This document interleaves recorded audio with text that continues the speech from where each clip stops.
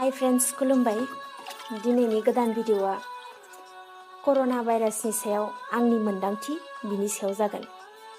अब्ला फैदो नोंथांमोन, भिडिअखौ आङो जागायदिनि।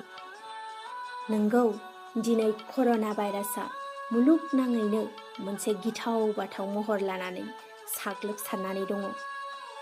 मुगा लानानै बायदि भाइरासफोरा जारिमिन आरो बिगियाननि बिजिरनायफोरजों जुग लानानै सोमजिनायफोरखौ जों नुनो मोनबोदों।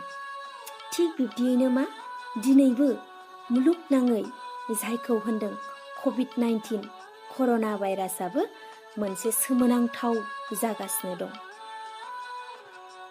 कर'ना भाइरासआ गिथाव महरै एसे समनि गेजेरावनो साग्लोबसारनाया सुबुंनि गेजेराव गिलु-बालु थासारि लाबोदों।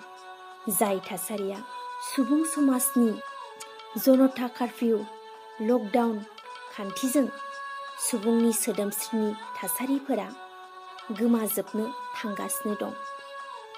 बेखायनो जों जुदि सुबुं समाजनि सुबुं मारब्ला कर'ना भाइरासखौ गियाननि नोजोरजों दंनायमानि मुलुगनि सुबुंफ्रा खौसेथि आरो साखोन-सिखोनै थानायनि गोनांथिया सुबुंनि थासारि जाना फैबाय।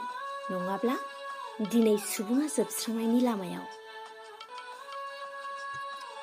मुलुगनाङै जौगासारनाय, जौगाफुनाय हादरफोरनि गावबागाव नंखाय सुबुंनि गोहोजों जुजिलायनाय, सुबुंनि नोजोर गैयैजों बायदि रोखोमनि फोजोबस्रांलु पदार्थ भाइरास बायदि सोलिनायनि खान्थिजों मावखुमानाय, दोनखुमानाय, सोलिनाय, देरगानाय जाहोनफोरनि थाखायनो दिनै बे थासारिया जादों। जायनि थाखाय मुलुगनाङै कर'ना भाइरासआ जायगा आवग्रिनानै लादों। एसेनोसै।